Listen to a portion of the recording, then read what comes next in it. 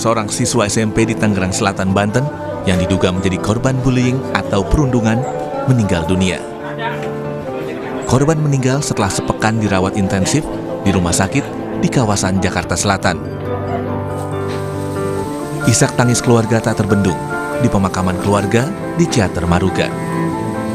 Korban meninggal pada Minggu pagi setelah mengalami koma karena gangguan syaraf di kepala akibat dugaan kekerasan di sekolah.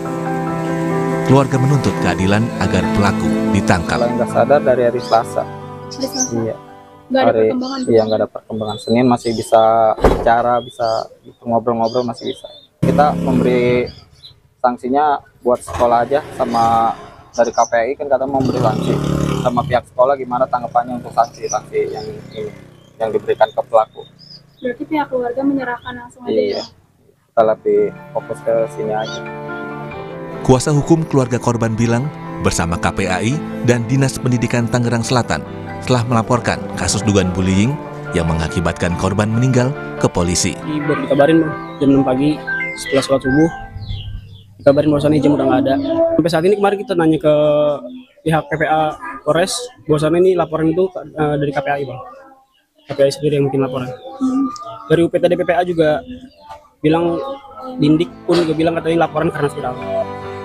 Sementara Komisi Perlindungan Anak Indonesia atau KPAI mendesak polisi untuk segera menangani kasus perundungan atau bullying yang terjadi di salah satu SMP di Tangerang Selatan yang menyebabkan korban meninggal dunia. Kata KPAI, semestinya sekolah langsung merespons sejak pertama kali ada laporan tindakan bullying. KPAI mencatat kasus perundungan di sekolah setiap tahun ajaran baru meningkat. Agar kepolisian untuk segera menindaklanjuti. Dan pada intinya kami sudah melaporkan ya Mbak, tetapi laporan memang belum tersebut laporan utuh karena memang kami menunggu dari pihak keluarga. Penanganannya juga mestinya sekolah harus sigap ya, karena jangan hanya berfokus di preventif, penanganan juga demikian. Kalau sudah terjadi kan sekolah juga harus melakukan sesuatu gitu ya. Kami sedih sekali Mbak, memang KPAI mencatat bahwa pada tahun ajaran baru ini indikasi bullying itu memang naik ya. Kenapa? Karena pada saat itu ada junior baru, kemudian ada senior baru. Nah, junior senioritas inilah yang kemudian memicu adanya bullying yang kemudian mengarah kepada psikis ataupun fisik. Dalam kasus ini, Polres Tangerang Selatan telah memeriksa 6 saksi untuk menyelidiki dugaan perundungan yang dialami korban.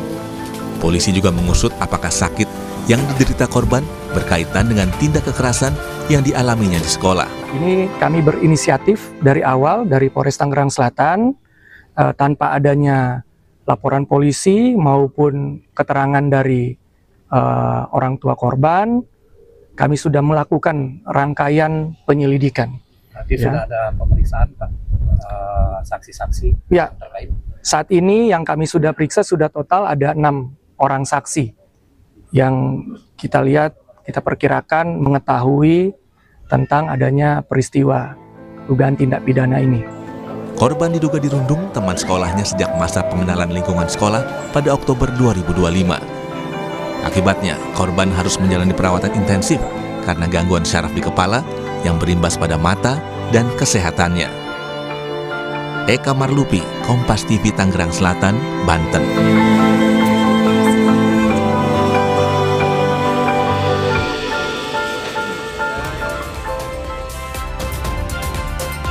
Seorang siswa SMP di Tangerang Selatan, Banten yang diduga menjadi korban bullying meninggal dunia.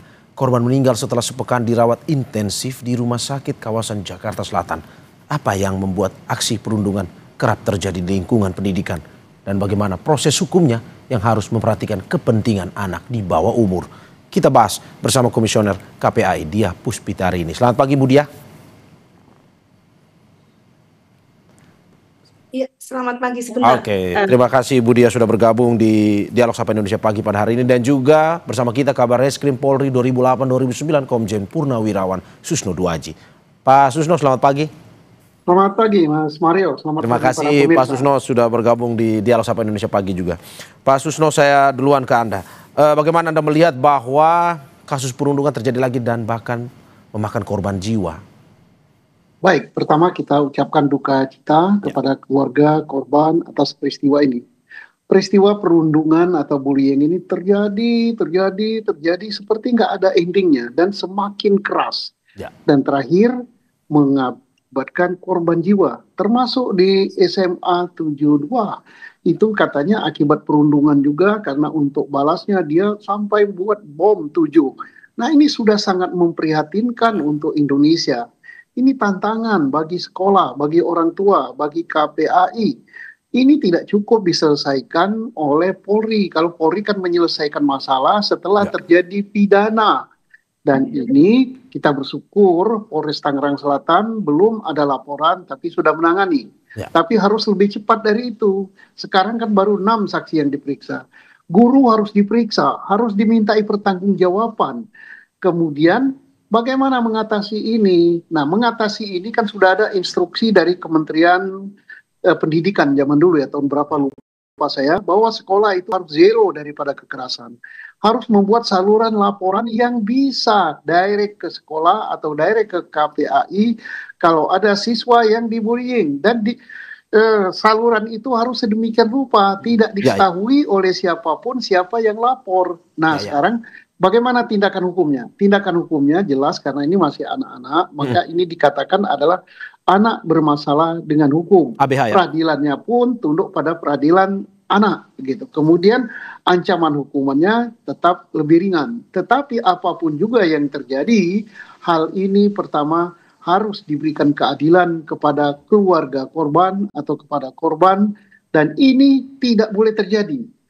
Ini saya dengar akibatnya daripada beruntun daripada pengenalan prasekolah ya, kenalan masa pengenalan sekolah. Nah itu bila perlu Kementerian Pendidikan menghapus acara itu, tak perlu, manfaatnya tak ada. Justru yang terjadi adalah tindakan kekerasan pada siswa. Oke, Anda mau bilang bahwa ini sebenarnya bukan hanya persoalan atau ditangani oleh polisi, tapi semua pihak ya? Iya, polisi kan pada gerbang terakhir setelah ada kejadian. Nah sebelumnya ini pihak sekolah lah, kejadiannya di sekolah yang paling tahu itu. Nah sekolah kenapa tidak membuat saluran bahwa harus ada laporan kalau ada yang dibullying, dan sekolah ngambil tindakan tegas. Bila perlu anak yang suka main merundung itu, entah senior entah apa, dikeluarkan aja dari sekolah. Jangan sampai terjadi lagi gitu. Kasihan jiwa. Sampai saat ini belum ada laporan kalau kata polisi dari pihak keluarga, tapi polisi sendiri yang melakukan penyusutan. Menurut Anda dari sekolah sebenarnya ini adalah sebuah tindakan yang salah karena tidak melaporkan sebenarnya terkait dengan perundungan tersebut? Iya. Karena ini peristiwanya pidana, Polri tidak perlu nunggu laporan. Tidak perlu nunggu laporan, sudah benar tindakan kepolisian Polres Tangerang Selatan. Tetapi apapun juga, pihak sekolah ini dinilai tidak ada rasa abailah terhadap peristiwa ini. Kok nggak lapor? Nah, mestinya lapor, mendatangi keluarga korban, minta maaf dan sebagainya. Karena kejadiannya ini di sekolah. Masa sekolah nggak tahu ada bullying, ada perundungan terhadap siswanya sampai demikian keras gitu. Nah, makanya penyidik Polri harus memeriksa juga kepala sekolahnya. Oke, saya ke Budia dari KPAI. Budia, bagaimana penanganan proses hukum kasus yang menimpa siswa SMP tersebut? Iya, per hari ini sampai tadi malam kami minta dari pihak kepolisian untuk segera saja untuk menaikkan ya. Artinya kalau dari pihak keluarga belum ada laporan ya tidak menjadi masalah ya Pak Susna ya. Kalau kemudian kepolisian tidak perlu laporan, ini pidana ini. Ya, jadi pihak kepolisian langsung untuk melakukan penyelidikan. Itu yang pertama. Yang kedua, ketika saya bertemu dengan Polres Tangsel pada hari Selasa, itu sebenarnya sudah kami minta untuk segera ditindaklanjuti ya, bahwa bullying dalam bentuk apapun, apalagi ini sampai fisik ya, mohon untuk segera ditindaklanjuti begitu. Meskipun dari pihak sekolah, karena saat itu juga kami bertemu dengan kepala dinas ya, dari pihak sekolah menyampaikan bahwa sudah memediasi, tetapi kan mediasi gagal ya Mas ya, karena memang kondisi anak juga semakin buruk begitu ya, sehingga ya tampaknya kalau tidak berhasil di mediasi di sekolah ya diproses lebih lanjut begitu. Budia, sampai saat ini juga bukan hanya dari sekolah, tapi pihak keluarga juga tidak melaporkan. Apakah mungkin ada dugaan tekanan buat pihak keluarga sehingga tidak melaporkan ini atau bagaimana sebenarnya? Setahu saya informasi yang kami dapat dari pihak keluarga memang si anak korban dengan anak anak yang terduga pelaku ini kan memang dekat ya. Dari tempat tinggal juga secara ini kan juga agak dekat, mungkin ada rasa tidak enak juga. Tetapi kami sudah mengedukasi bahwa bentuk apapun itu, sedekat apapun, karena anak punya hak untuk dilindungi secara undang-undang dan harus ada proses hukum, tidak jadi masalah begitu. Oke. Justru kalau lebih cepat lebih baik. Oke, seperti yang dikatakan Pak Susno tadi, apakah memang ke depan proses hukumnya akan melalui lewat undang-undang peradilan anak atau bagaimana, Bu? Iya, tetap. Jadi untuk anak korban dan anak yang terduga pelaku itu kan memang dilindungi ya, terutama dalam Undang-Undang Perlindungan Anak di pasal 59A. Kemudian untuk anak berkonflik dengan hukum itu selain Undang-Undang Perlindungan Anak juga Undang-Undang Sistem Peradilan Pidana Anak.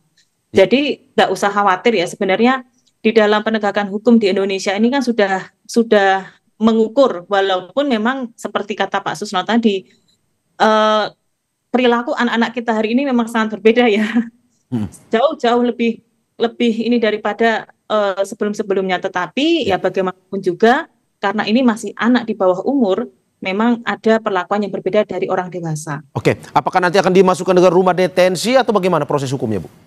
Biasanya selain rehabilitasi, Mas, jadi ada rumah aman ya, direhabilitasi dulu, terus kemudian nanti proses hukum. Jadi kalau memang melibatkan anak di bawah umur, di pasal 59A itu kan memang prosesnya harus cepat karena ada hak-hak anak di situ.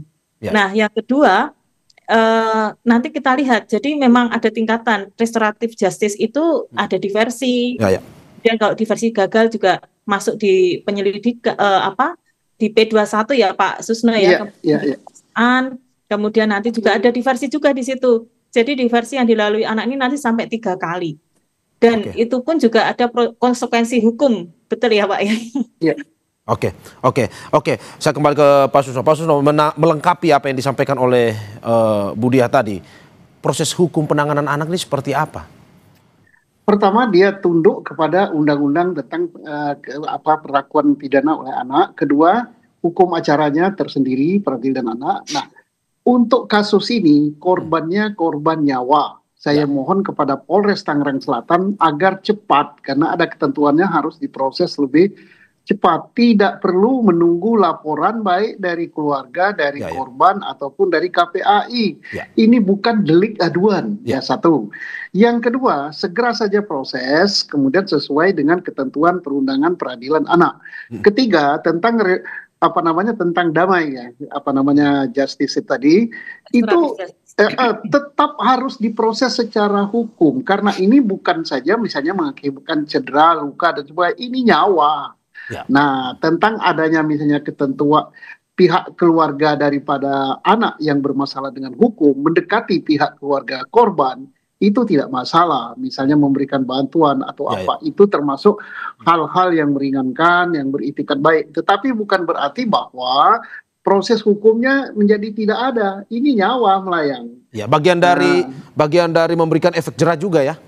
Iya, bagian ini pendidikan ya. Jangan dikira bahwa hukum itu membuat sengsara. Tidak, ini lebih banyak lagi unsur pendidikannya agar hal serupa tidak terjadi di seluruh Indonesia.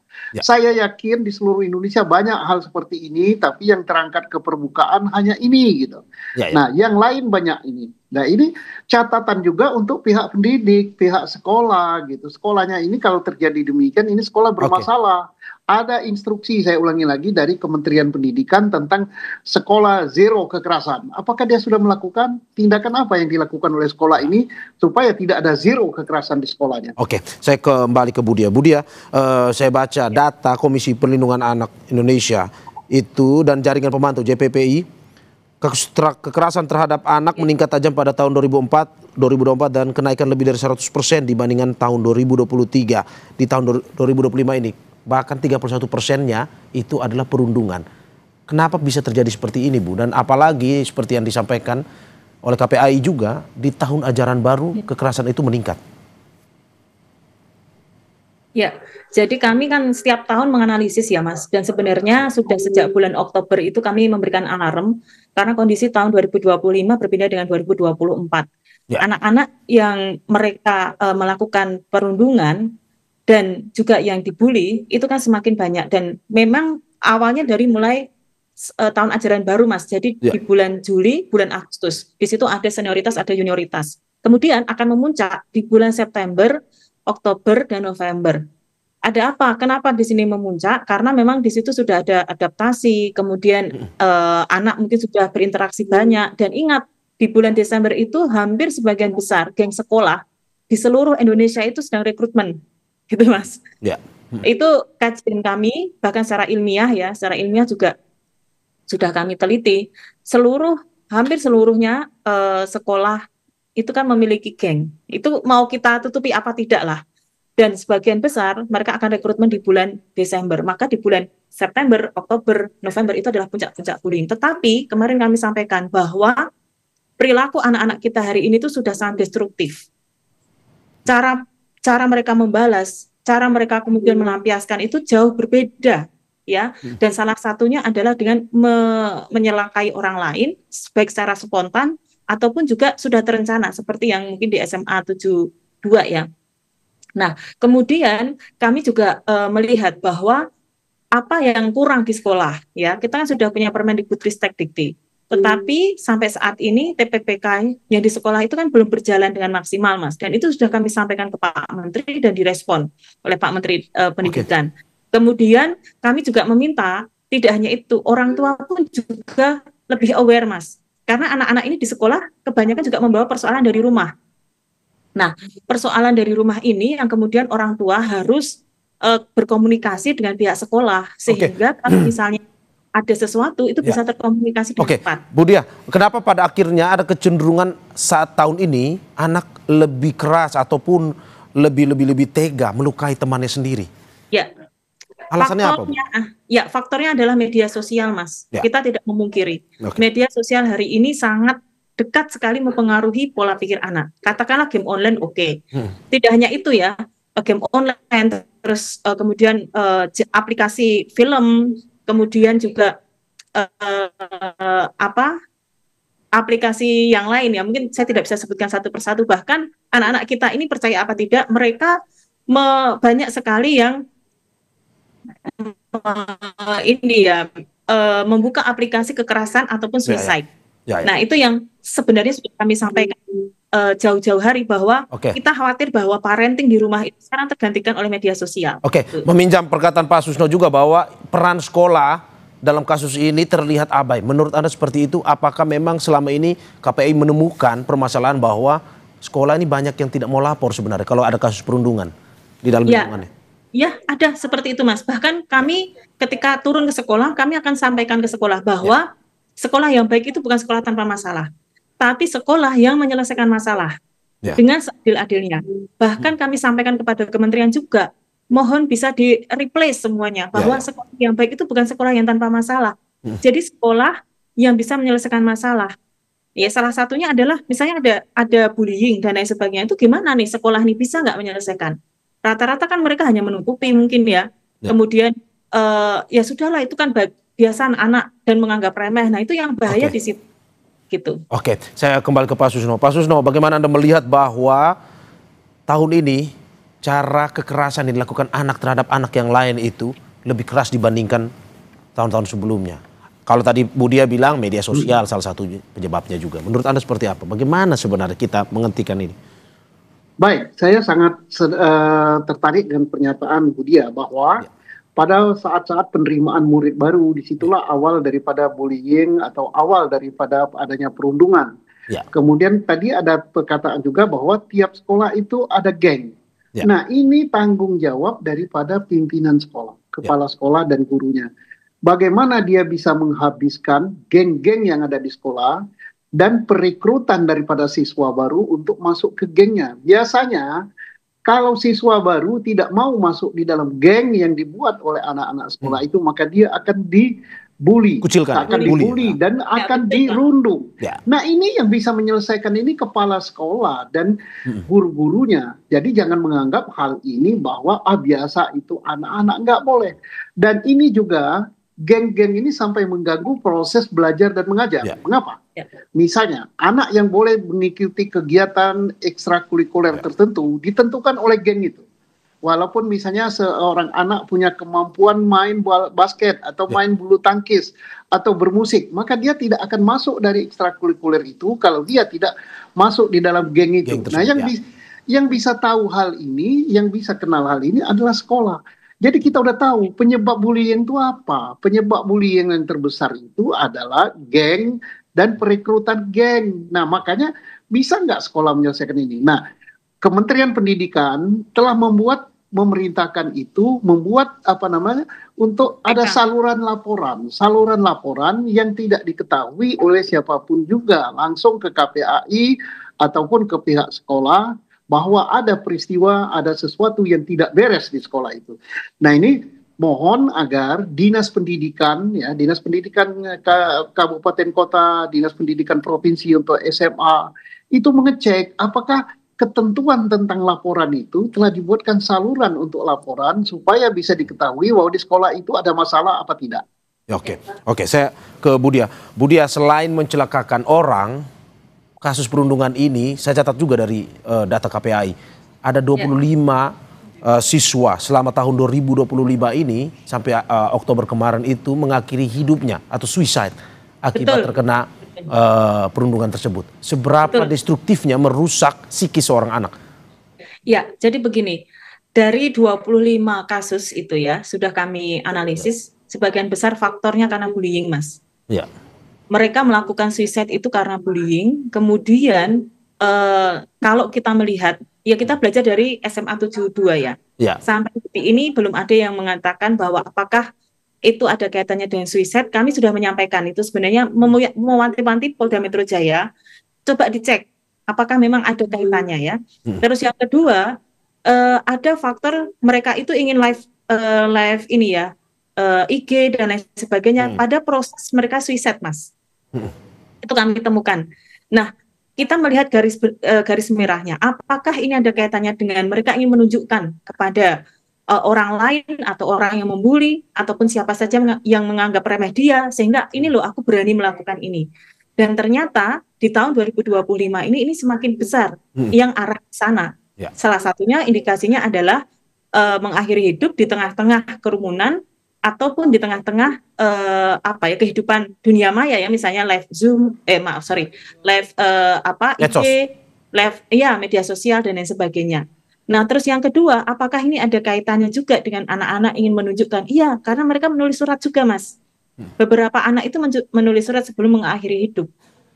Nah, salah satunya ya kebanyakan mereka ada konflik di sekolah, kemudian mereka bingung mau menyampaikan pada siapa. Memang kalau dari 25 kasus itu paling banyak adalah bullying dan terjadi di anak-anak SMA, baru kemudian anak-anak SMP dan anak-anak SD. SD ada loh Pak Susno ya, yang mengakhiri hidup.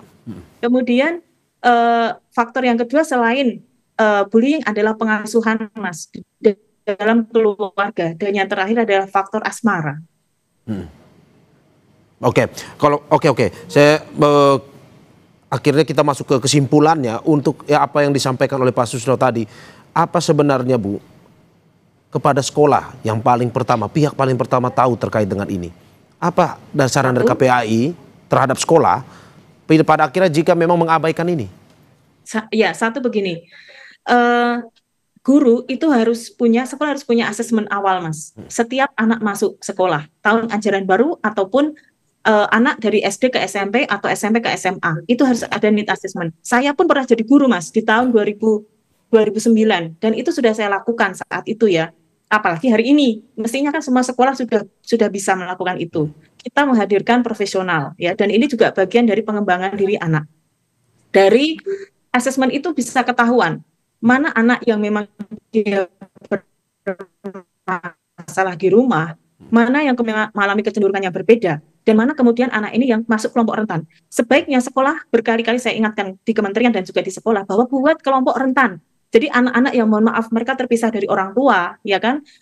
Orang tuanya berpisah dari orang tua, terus tinggal bukan dengan orang tua, berbeda. Tetapi mereka juga masuk kelompok rentan.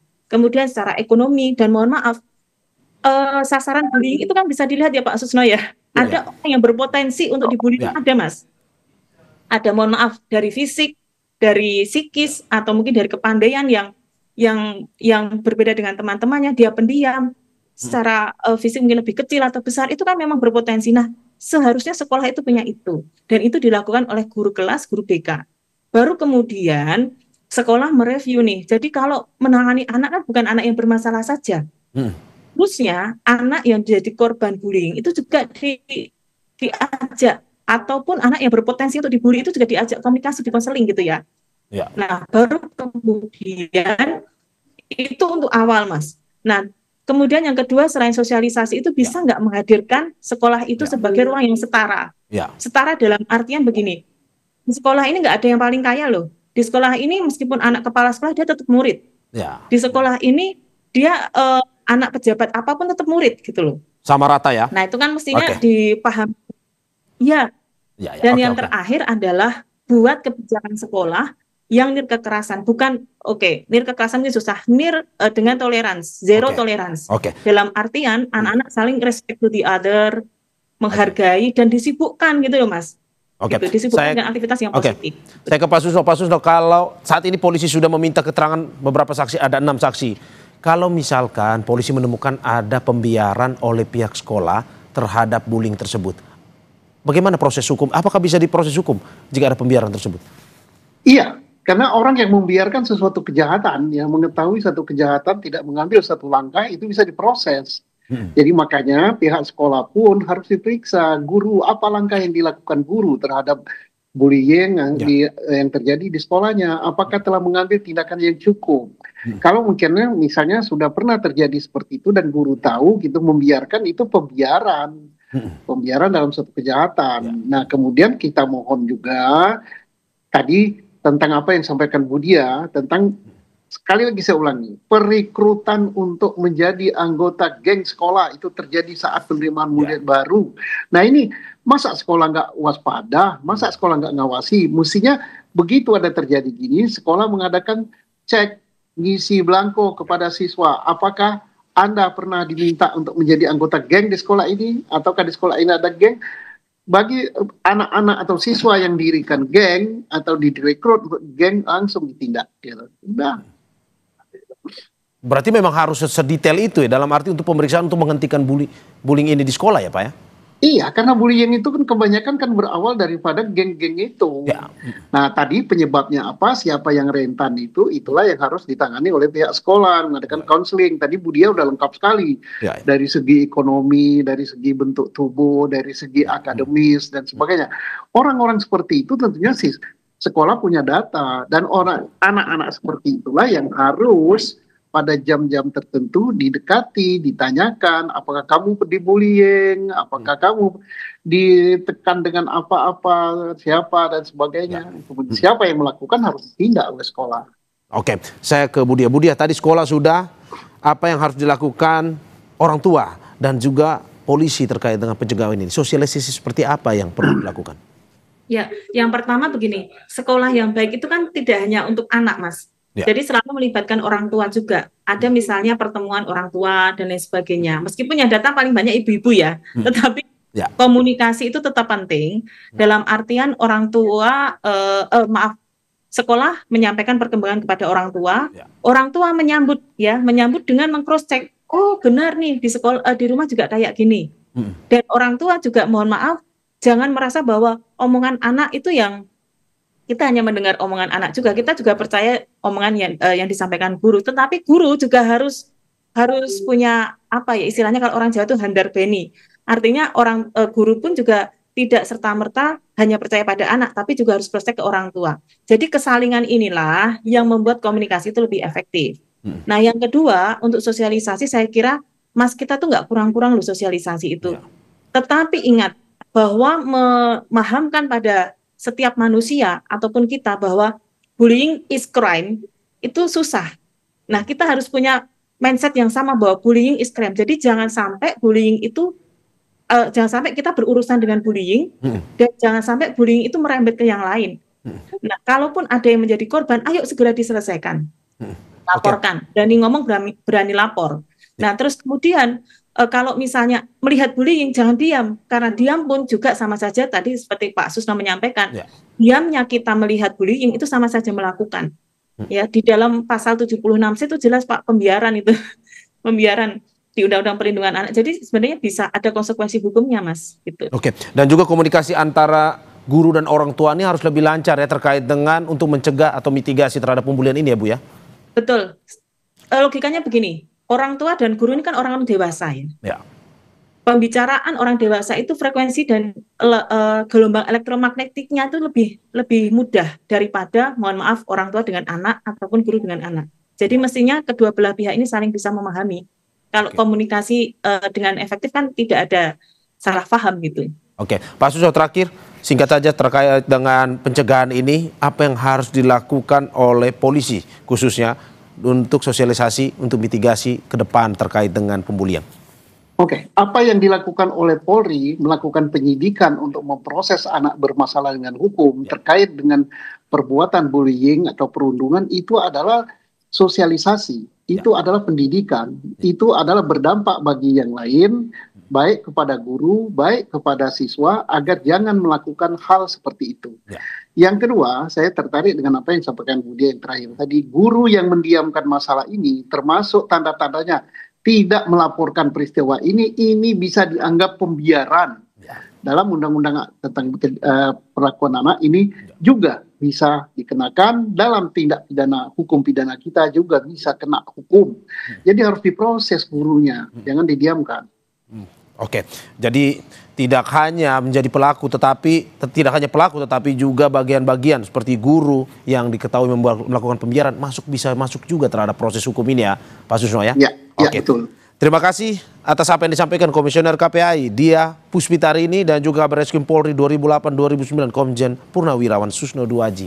Terima kasih atas apa yang disampaikan, semoga ini bisa segera memitigasi atau menghentikan pembulian yang terjadi kepada anak-anak kita di sekolah maupun di luar sekolah. Terima kasih sekali lagi Bapak Ibu, sehat-sehat selalu. Terima kasih Mas Susno, Bu Dia, terima kasih. Terima kasih Bu Dia, selamat Terima kasih pagi. Mas Susno, Mas Mario.